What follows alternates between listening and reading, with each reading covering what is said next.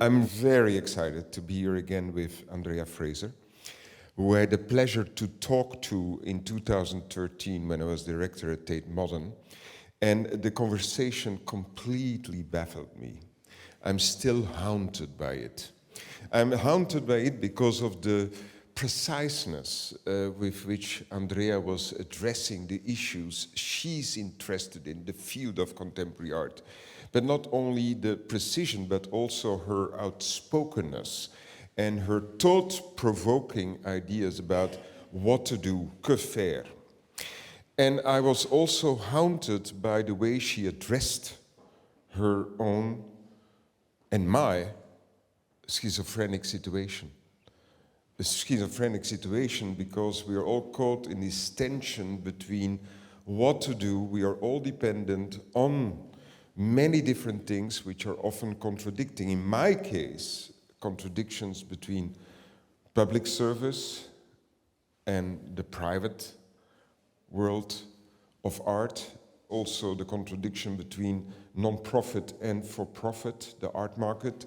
And in my field as well, the contradiction between shall I stay in the art world or not? Shall I go to the theater or not? And we all know that led to a kind of little personal drama. So our conversation, when we addressed this schizophrenia, ended in tears. Sobbing is very important for Andrea, by the way. You also cried. I cried. He also I said cried. it ended in tears. He I cried. yeah. It's very rare Wasn't for me just to me. cry. We both cried. And I don't know if we are going to both cry. If we do so, then I invite you all to cry with us, okay? Because we don't want to be lonely. We are going to talk about this set of conflicts. And the interview or the conversation I did with Andrea was published in this phenomenal book, which you all should buy if at least you want to carry these kilos of interviews. Interviews Andrea Fraser, collected interviews 1990-2018. But in that very book, we can also retrace, at least a bit, the story of Andrea here in France. And it all started with a fantastic curator of media at the Centre Pompidou, who is here with us tonight, Christine Fanache, who was the first to buy 3 videos of Andrea. And even in 2009, the Centre Pompidou, they organized a lecture performance by Andrea, which is called May I Help You? Welcome. A big pardon? It was official welcome. Oh, it was official welcome. Okay, and it's not the only presence of Andrea in France, because in the book, the collected interviews, you will also find conversations she had with Ines Champuis. And Ines could not be here with us tonight, but Andrea, since 1993, had chased Pierre Bourdieu, who published his collected essays on the field of cultural production. Was published by Columbia University Press in 1993, and since 1993 she has been chasing Pierre Bourdieu. He never called back, and at some point he called back, and he put Andrea in touch with Ines Champuis, and in 1995 you got to speak to Ines Champuis. Yes. But he called you back, right? Okay, well, here's the story. I mean, actually, I read Distinction when it was translated into English, so that started in the late 80s, and so Pierre Bourdieu's influence on me goes back to the 1980s. But in 1992 or 3, I sent him, he was the only person in my entire career that I ever sent anything to unsolicited. And I sent him a videotape of May I Help You, and I sent him the text of an essay that I had written called An Artist's Statement. And I heard later that he received it, and it's like, I don't know what to do with this. So he turned Inès Champé, who was working with him and writing for Liber, I think the name of his journal was, right? And she said, oh, this is interesting. She's interesting. You should, yes, you should maybe follow up. And then I was back in New York briefly when I was traveling a lot, and I turn on my answering machine, and there's a message from Pierre Bourdieu saying, hello, I don't know if you remember me, but I happen to be in New York. Would you like to meet? And I was like, oh. But I couldn't meet him because I was leaving town again. So, but he put me in touch with Inez, and then I came to France and met her, and then in 1995, yes, we recorded 9 hours of a conversation, which was finally edited and published in the book. that. Yeah.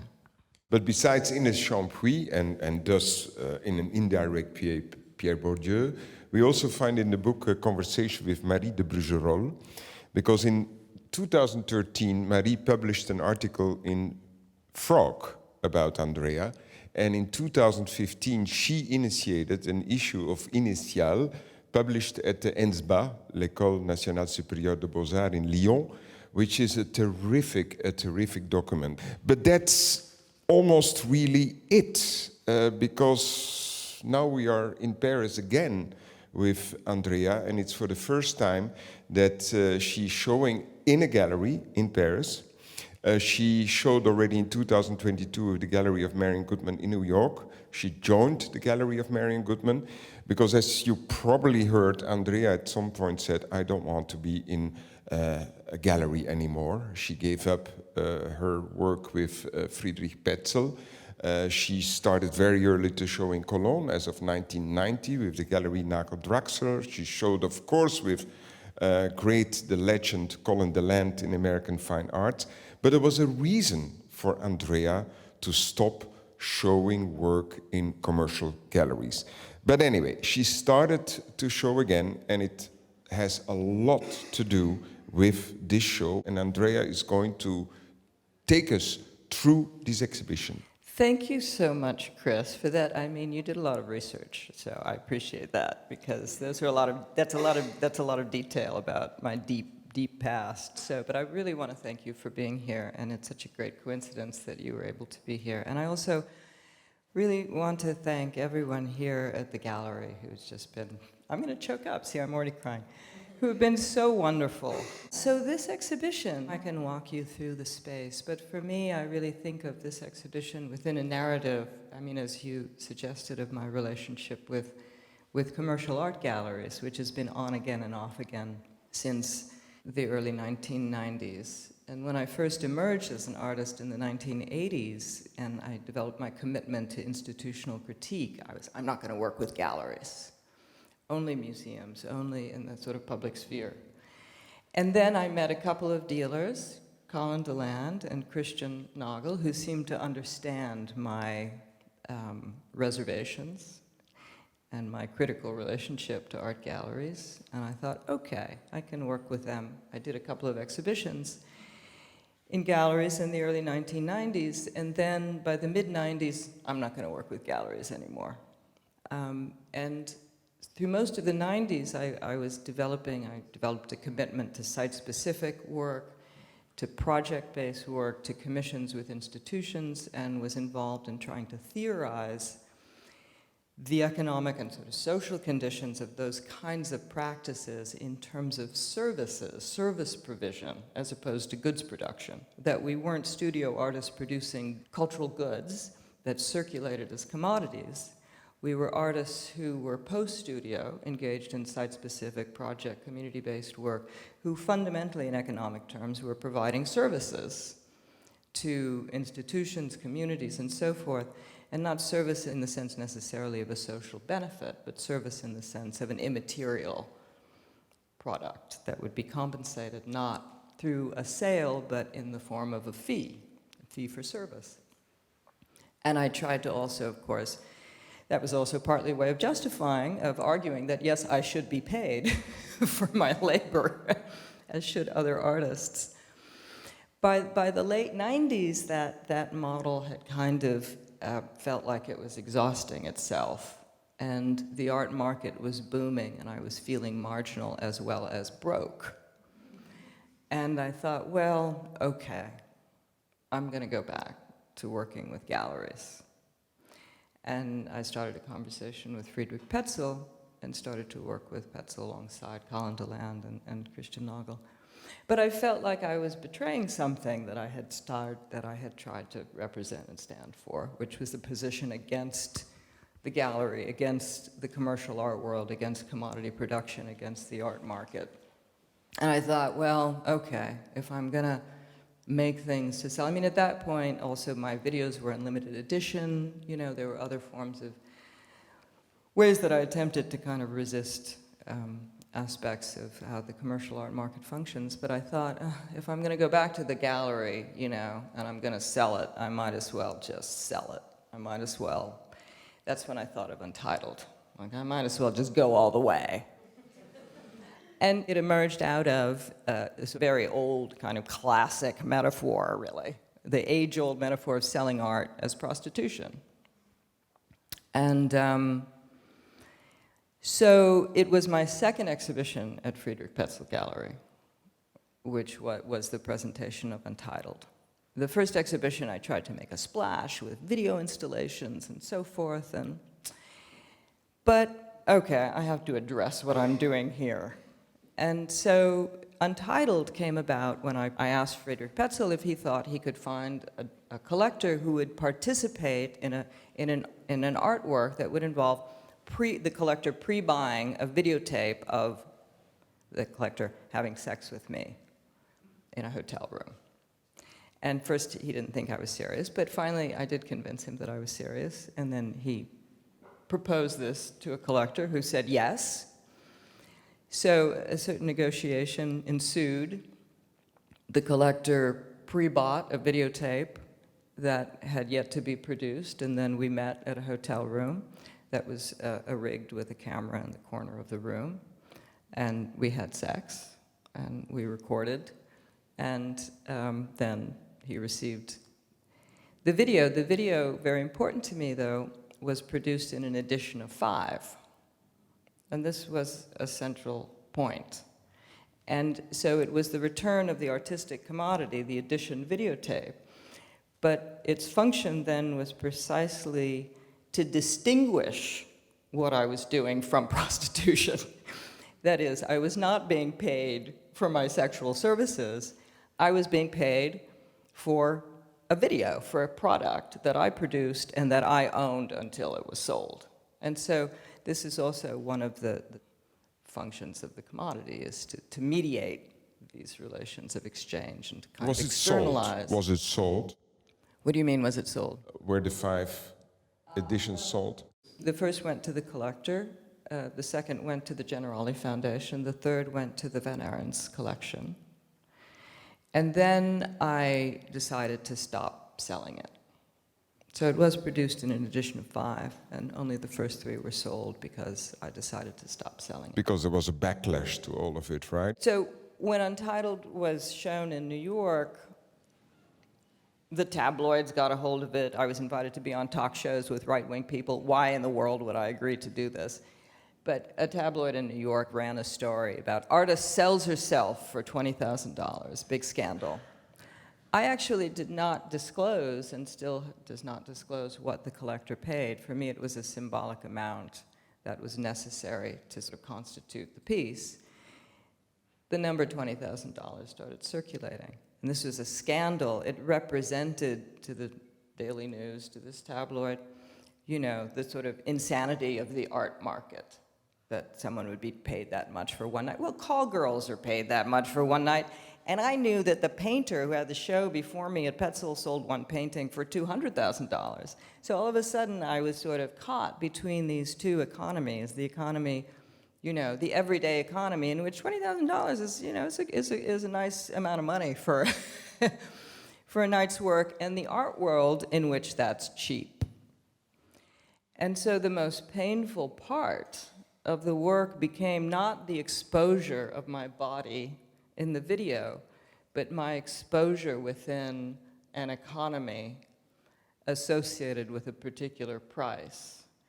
And the notion of an artist, and particularly a woman being cheap, which is something that is a kind of an insult that will be addressed to women in the English language, I don't know of other contexts, which really evokes prostitution in some sense, that, you know, that there's a price on a woman's affection, on a woman's interest, that is given away too easily, too cheaply.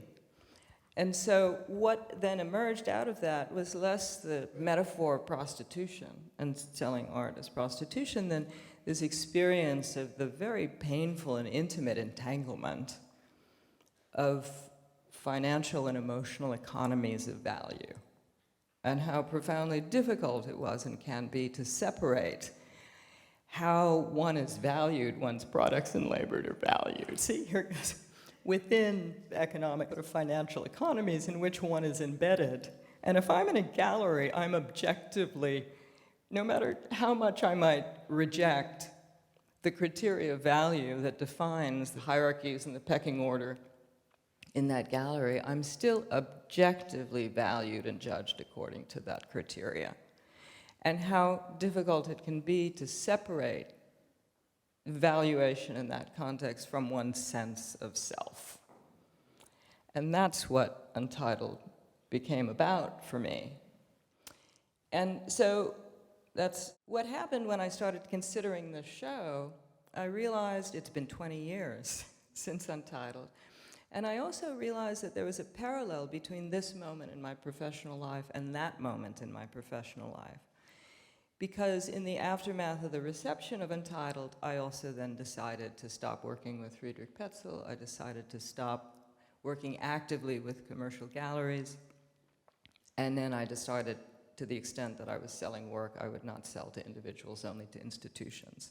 And that was partly in the context of research that I was doing in the late 2000s that is represented in the showroom there, considering the direct connection between the massive wealth concentration that has been happening in the United States and to some extent globally, consistently since the 1970s, but intensifying in the first decade of this century, the direct connection between that wealth concentration and the art market boom that was happening. And this has been now analyzed by some economists that I quote. So that was also part of the context of deciding I have to resolve feeling so conflicted for so many decades about my participation. So I'm going to resolve this now in this way. And I stopped working with galleries for most of the last decade, I mean, since 2010. And then after COVID, for a range of reasons, I decided to reach, I started a conversation with Marian Goodman Gallery. And then this becomes my second show with Marian Goodman Gallery, as Untitled was originally my second show with Pet. So I thought, okay, I'm going to show it. I also like the idea, my first show in France, I want to make a splash. But through Untitled and with Untitled and after Untitled, you started to wonder if in the field of art, contemporary art, actually the institution of the artist was was probably the most problematic field. In your thinking and rethinking of institutional critique, you started to concentrate on the position of the artist. Yeah, that actually started, with a series of works in 2000, when I started to shift my focus a bit from museums and other kinds of institutions, brick and mortar institutions, so to the artist and the institution of the artist. So I did a performance as Martin Kippenberger in 2000 in German, and I don't speak German. And it's connected in some way to what's downstairs, because that was the last time I actually fabricated something with my hands, because I made a series of paintings to go with the performance. But looking at, and then Official Welcome for me is very much about the artist and the institution of the artist. And both of those works, just one of the ways that I talk about them is about a profoundly ambivalent relationship that artists often hold to their own reception and to the institutions that they turn to for affirmation and attention and care and valuation. And yet, at the same time, modern and contemporary art and avant-garde traditions have been defined by this enactment of critique and negation and destructive impulses toward those institutions. So I started to understand institutional critique for myself as an enactment of this profoundly ambivalent or conflicted relationship to the field of art and its institutions, which I think artists hold in a particular way that's different from other participants in the field. And when I talk about field, which you sort of introduced, it is very much in my thinking of the art world and institutions of art as fields and as subfields is deeply influenced and informed by Pierre Bourdieu's work and Pierre Bourdieu's analysis, in the context of which artists, it's not possible to conceptualize artists as being outside of. I mean, of course, we're fully participants. And then it's not a question of anti-institutionalism or being outside of the field of art, but how one participates within it, how one participates in the reproduction of aspects of the field and its institutions. And I mean, to get a little bit more technical, I mean, Bourdieu's brilliant analysis of the cultural fields is kind of encapsulated for me in the analysis that cultural fields exist in a dominated position in the dominant field, in the field of power. And what that represents for me is that within cultural fields, there's a kind of structural conflict that is a result of that position in a dominated position within the field of power. So we're in the field of power, but we're in a kind of dominated position in relationship to economic power, in relationship to political power, or at least there's the potential for a struggle, which are the conditions of the potential in a certain way for critical practice within the field. But it also, for me, it's this sociological correlate to a subjective or psychological experience of conflict that I think is the position that many artists exist within. Mm-hmm. And so this is very much what I was thinking about, starting to think about, you know, as I returned to the gallery and was also kind of confronting my own relationship to other artists, because, you know, those works, Official Welcome is all about my, like, deep sense of envy and resentment for all the attention and other artists were getting that I didn't feel like I was getting. I mean, all of those things are so much a part of the art field and so much of what define the ways that artists in particular, but many of us, exist in the art world. And it's this need to be valued, this need for affirmation that, of course, you know, we all have. But I mean, it's that desire, that need that to a large extent drives participation in economies of which one might also hold critique.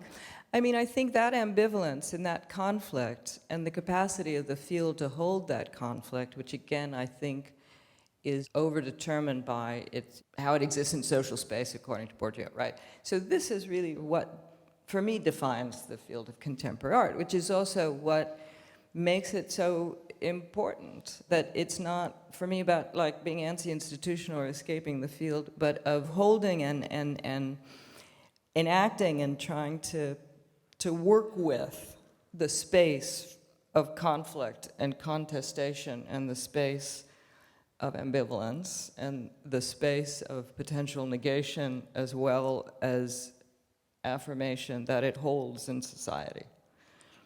And that, for me, is what is so valuable about, because you can't do that in other fields, right? you can hopefully do it here, and hopefully one can continue to do it. But it's a struggle. It's use it or lose it, because we're losing it now.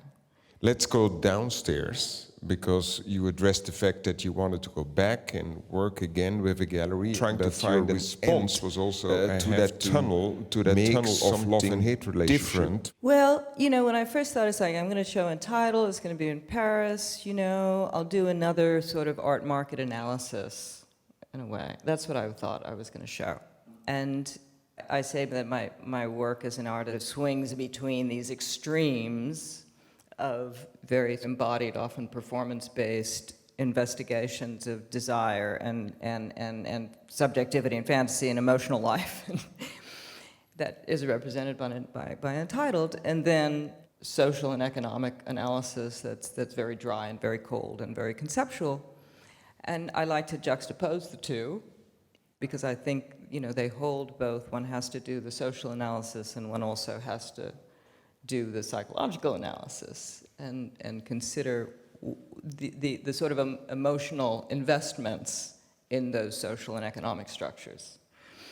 So I thought, oh, that's what I'll do. And then I thought, well, but you know, what am I doing? I'm here in this gallery. I want them to sell Untitled to a wealthy collector. I mean, let's be honest. You mean number 4, number 5? Number 4 and number 5. Mm-hmm. I want them to. Why do I want that? Do I need the money? Is it about that? I do have a good job. I'm a professor at the University of California, Los Angeles. Is it about the money? Well, you know, money's nice. But there's some other desire that I have to have work that's in those collections, you know, that's going to be on display in those museums, that's going to be valued, that's going to be cared for. And so that's what I started thinking about. And the thing that I sort of hate most about the art world is the way that critique has become a way of rationalizing bad faith participation.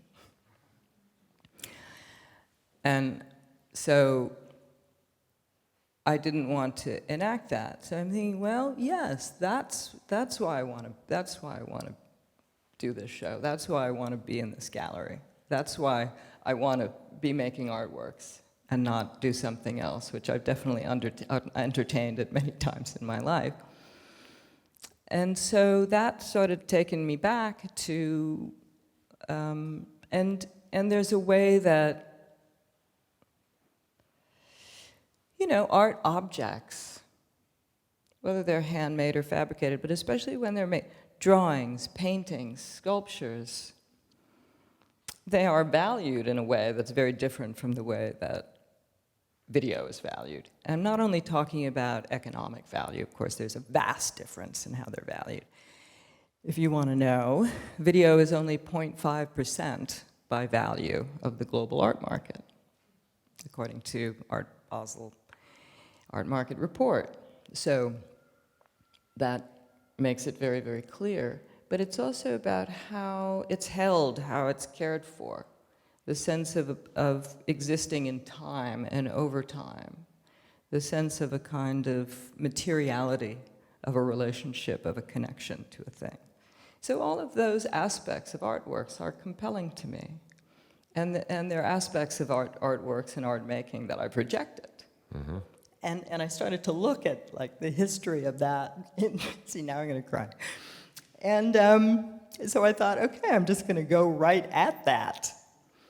And then, you know, the connection to Untitled, because what's downstairs, they're called Untitled objects. And you've been downstairs, I assume, and it's 5 life-size sculptures of 2 to 3-year-olds that I sculpted out of wax. Children, babies. Toddlers. That's Toddlers. What we call, in English, toddlers. Which Fetus in a fetus position. only one is in a fetus position. The others are just sort of lying face down. Why 5? Well, there are 2 reasons. One is that Untitled, the video, is an edition of 5. And it's part of, for the same series, also Untitled Audio, which is the other work that's downstairs, because the video is silent. But subsequently, after showing the video, I edited the audio that was recorded by the camera. And that is an audio installation that's downstairs, and that's an edition of 5. And so for me, there's a connection between, I conceptualize these objects in connection with showing the video and the audio, so it makes sense that there are 5. It's not an edition of 5. There are 5 unique sculptures. It's also true that I am one of 5 children that my parents had. Talking about your family, the relationship with your family, especially with your mother, becomes more and more important for you. Your mother is now 92. She is from a Puerto Rican background, and she stopped making paintings when you were about 3. Her paintings, which you showed me last night, remind me of this incredible movement, which is actually a worldwide pop art feminist movement, which I had the pleasure to be able to be part of that show at Tate Modern, which was organized many years ago. The work of your mother reminds of artists who you probably know, Annette Messager, but also Kiki Kogelnik, Evelyn Axel. There is also this relationship with the work of your mother, which you suddenly start to explore, isn't it? Yes. So this is part of the context also of these works. My mother was a brilliant, very ambitious painter. She stopped painting in 1970 when I was about 4. But from when I was 2, 3, 4, she embarked on this incredibly ambitious series of paintings, which were large-scale, shaped, figurative, kind of color-field pop paintings. They're amazing. Incredible. And she made them all herself. I mean, some of them are 9 feet. I don't know what that is, 3 meters? Yes. And she constructed the frames herself out of wood. She stretched canvas over them. She was doing it all by herself. My earliest memories are in her studio as she was working on these when I was 2 or 3 years old. As Carmen Fraser, and now she's called Carmen de Montaflores. No? Carmen de Montaflores is her name now. And so I started to revisit her work and collect images and put together a portfolio, and I'm trying to get her a museum show. And as I dove into the work and recognized, oh my God, she made all of this work when I was a toddler. What was my experience of that whole process? And there must be a link between those being my earliest memories and my decision to become a post-studio artist and not make art objects. I started to consider that and to look at that, and also to look at how throughout my entire artistic career, in some sense, I think maybe the work, my investigations have been driven by a need or a desire to understand what art objects are, and why people care about them. So the babies, the toddlers, which we see on pedestals, in vitrines, these very, very precise, cuddly sculptures almost, or also... I don't think everybody finds them cuddly. So you should just recognize that as your response. Some people find them cold and uncanny, right? Okay, just want to frame that a little bit. Who saw the sculptures downstairs of you? Who saw them? Almost all of you. Who found them cuddly? Oh, I'm the only one. I'm the only one. That's probably why you might want Andrea to have that invited me looked again at to have by a conversation, right? I mean, okay, they are not cuddly then. Okay, fine. I will revisit my own reaction, but in a way, these are also reaction to what you saw, what you felt in the studio, and now revisiting the work of your mother, right? I see these sculptures and I describe them as allegorical figures of art objects. And my sense of them as allegorical figures for art objects, I think, is rooted in my experience, in some sense, as a toddler in a studio with art objects with which I was competing for my mother's attention and care. But I think I can generalize, because I don't want this to be about my biography, I can generalize that I think, broadly speaking, our experience of being cared for and valued goes back to our infancies, and that there is, psychoanalytically, there's of course a direct kind of connection between artworks and creative products, and it's a very sort of literal link that I'm presenting, as literal in some sense as a performing prostitution of the artwork as creative offspring, of selling artworks as selling one's children. So there are those aspects, but what they represent to me as allegorical figures of art objects is as figures of attention and care and value that are also then screens or containers for an empathic projection of those experiences and that desire for care. and for value. So this is where it links to Untitled for me as, you know, it's not directly or explicitly about financial economies, as Untitled is, or the work that's in the showroom. But of course, as artworks, they're there to be sold. And in some ways, I made them as objects to be wanted. And if they're wanted, their lives would lead them through an exchange, a financial exchange, and to be bought. And one of the other interesting things that I was sort of reflected on, I mean, to think about the sort of psychological or emotional dimension of a component of the critique of the art market, which is certainly sort of fairly widespread, of speculative art collecting. Well, one aspect of that is, of course, we want art collectors to be buying our work for itself, because they want it, because they value it, not because they think it's an investment. So there's a kind of an aspect of that, a kind of psychological or emotional aspect of that that is linked to a kind of perhaps unconsciously or emotionally desire for a kind of unconditional love for the product, for the work, and that it's not an instrumental or transactional relationship to the work. And again, I mean, this is linked, I think, in a certain kind of projection onto artworks of a kind of experience of care.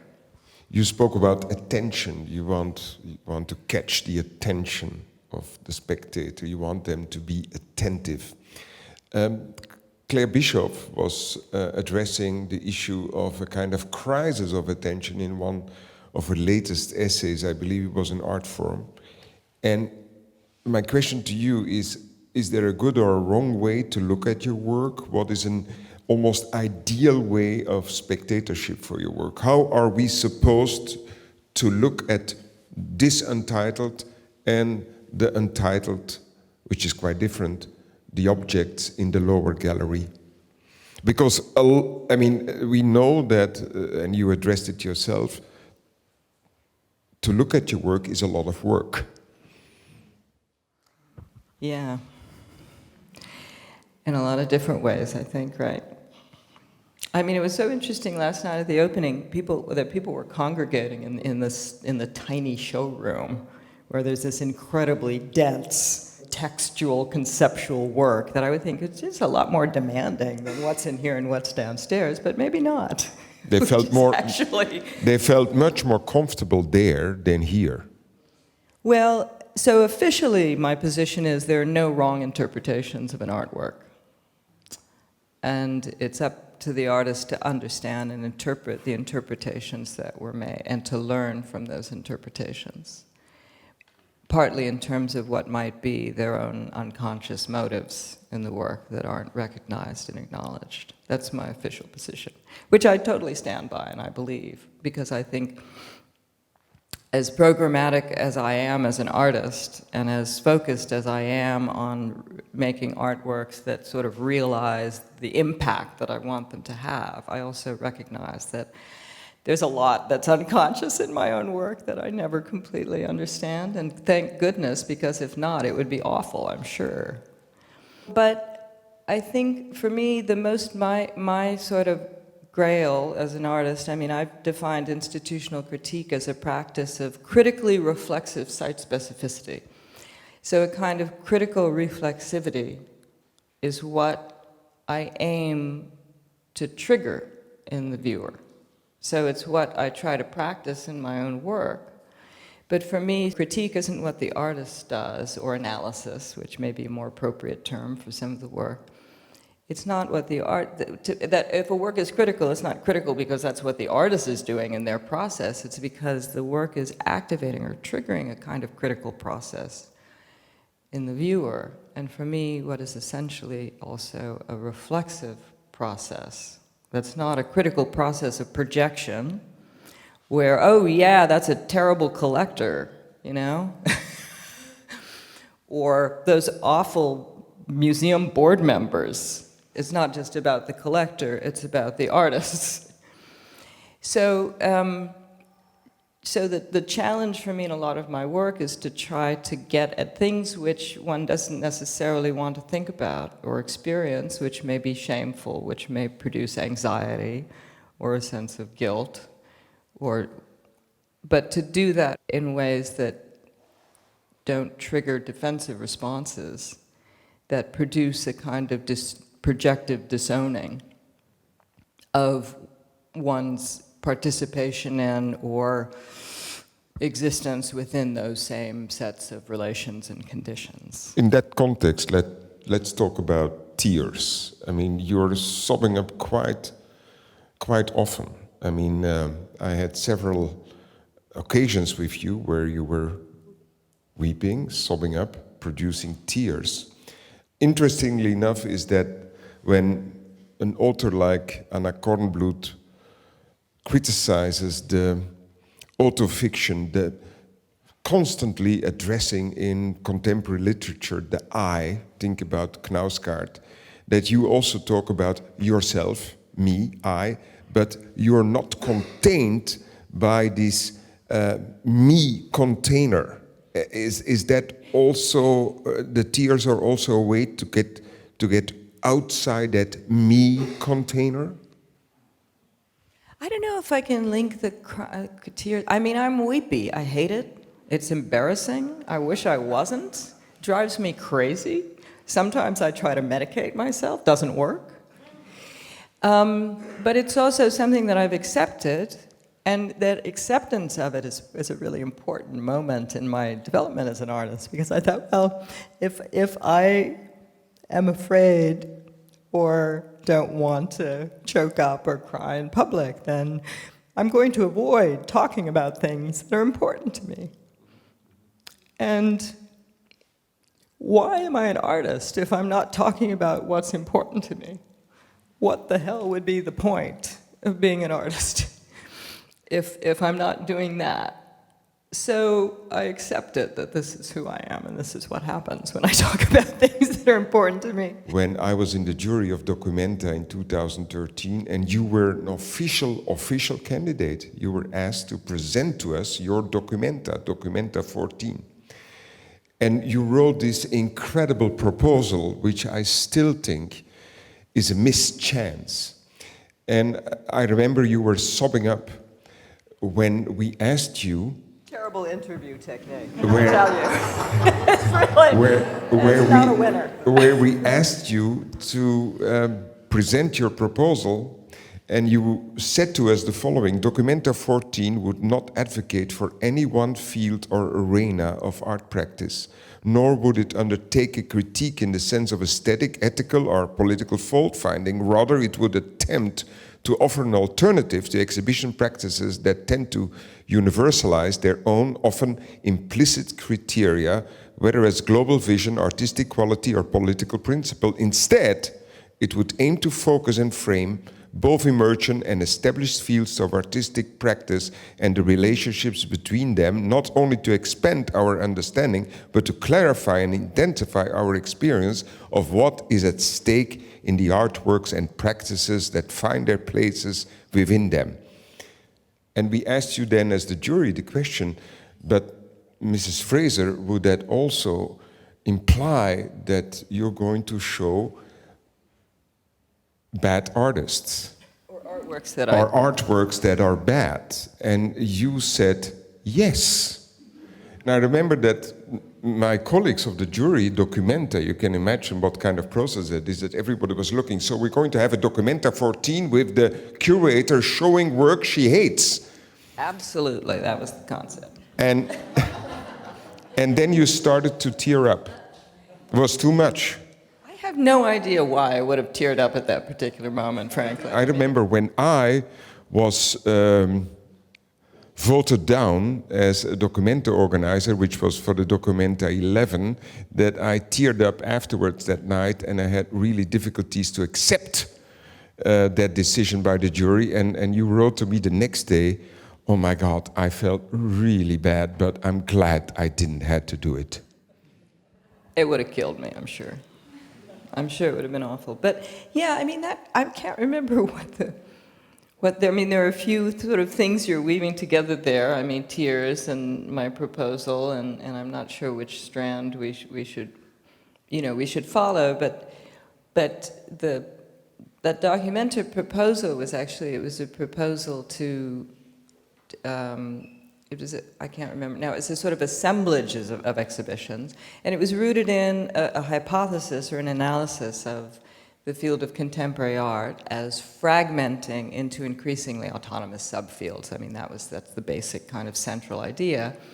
And that in this historical process of fragmentation, exhibitions like Documenta, as well as art discourse, plays a regressive role of presenting cultural practices and products that actually exist within completely different economies and discourses and systems of value, as if they're all within the same, functioning within the same social space. So the premise was that exhibitions like Documenta are playing this regressive role of holding the art field together and preventing the fragmentation of the art field into these different, increasingly autonomous subfields, which include the market field, the exhibition-based field, the economic field, the field of community-based practice, and the field of cultural activism. So the proposal was to have different curators representing those different subfields to make the shows that they believed in and that corresponded to their values and their politics within those fields, and to have those confront each other, not to pretend that it's one big happy family, but to actually have them confront each other, in social space, in the space of the exhibition, and have that conversation.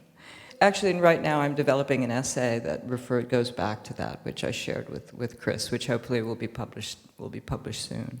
But it's also referring to something else, that in some of the texts of 2011, 12, 16, you imply that we have to accept a split between the art market and what we do as curators, what we do as critics, as academics, what we do as artists, and that you refer in your new text, which is still a work in progress, you refer to what you proposed for Documenta, and you refer also to the way that the idea of splitting up is not the right way to go.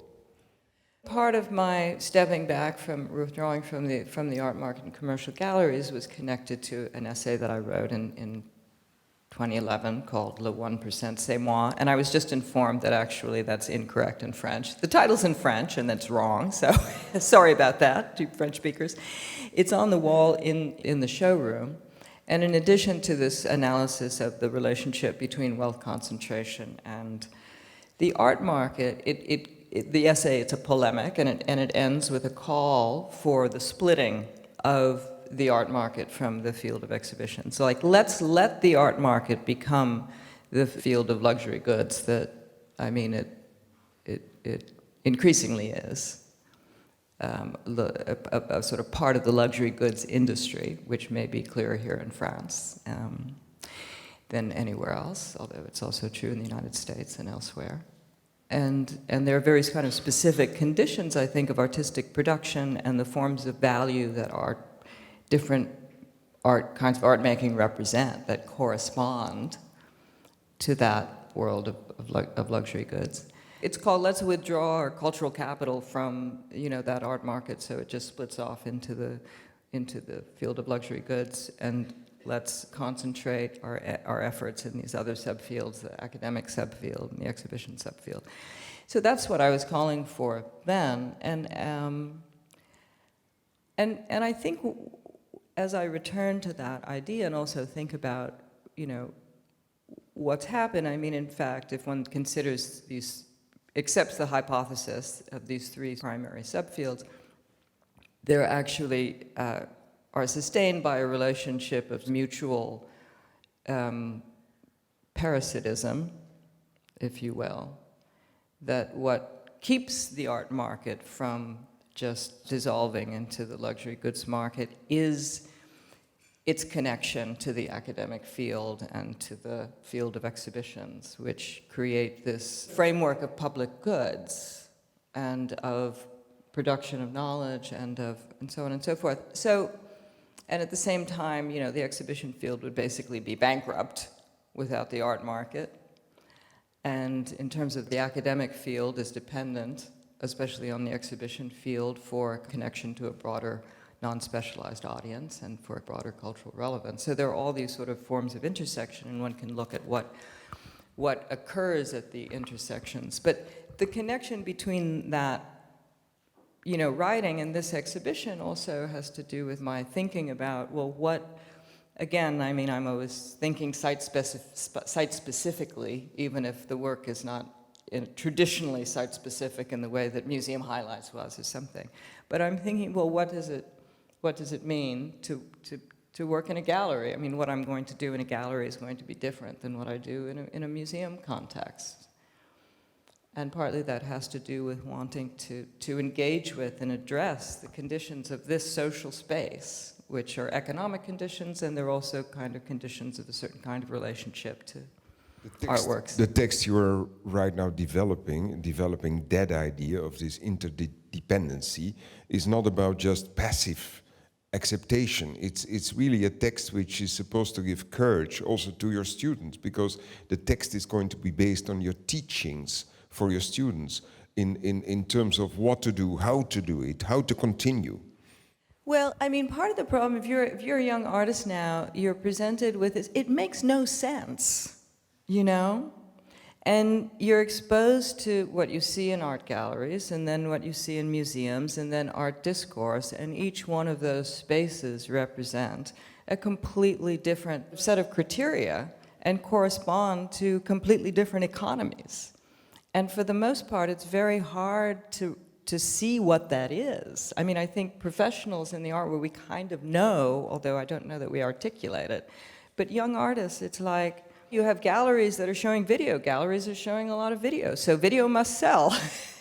There are 3 collectors of video art. And then museums, of course, it's an attention economy. Exhibition field, it's an attention economy. So the exhibition field is full. It's installation, it's video, it's performance, it's sculpture. These are a fraction of the art market. And then you have the academic field and all these very kind of complex and brilliant and often deeply political discourses about art. And the field of artistic research, of course, and the model of knowledge, art as knowledge production. And so, you know, I mean, I work with students and it's like, okay, well, I'm gonna make this, I'm doing research and I'm gonna make like a video installation, and it's gonna have like these material components, right? So it's like you're trying to cover, and it's about social change and political activism. It's like, okay, you know, where is this? What finally is this about? And where do you want it to exist? How is this really going to function in the world? And so anyway, this is why I'm writing this text. Would be wonderful. Once I wrote about you that you address issues which we, as representatives of the field of contemporary art in all our subfields, are only allowing ourselves to talk about when we are drunk at the bar, late at night, when we gossip.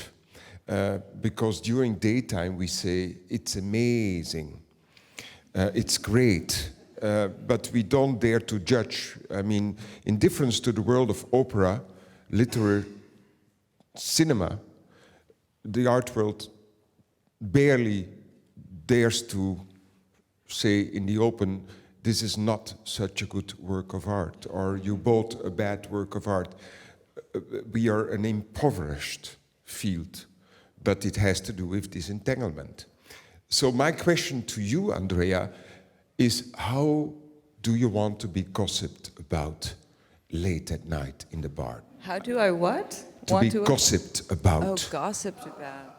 Oh, Lord. I'm not going to ask you how you want to be remembered, but how do you want to be gossiped about? That's a crazy question, Chris. I don't know. I don't know what I'm supposed to do with that. You know, I mean, I'm many, many different people. So how I want my work to be gossiped about? your work, yourself, your position in the art world. How do you, that's what we normally gossip about, right? That's the only discourse we have. I mean, I'd kind of like to know what it is. But, God, I don't know how to answer that question. Just I mean, okay, what I really enjoy, maybe I said like, I can't believe she did that. That's what I really enjoy. Like, that's a good one. Untitled, I can't believe she made those sculptures. I mean, actually, this is what I like. Very good. I was like, I can't believe she did all that research. You know, that's my goal. Dear friends, representatives of the field of contemporary art, Andrea Fraser, thank you.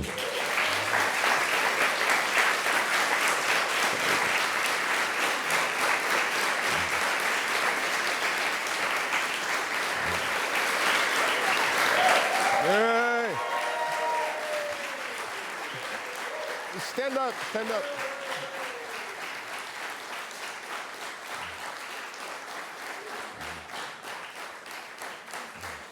Very good. You know, if you've ever seen me perform live, I never take a curtain call. I never take a bow. So this is just, I mean, it's interesting. It's kind of a principle for me of performance. I perform, I go. Then you have to deal with what you're left with. Okay. Anyway, but thank you so much. Thank you, Andrea.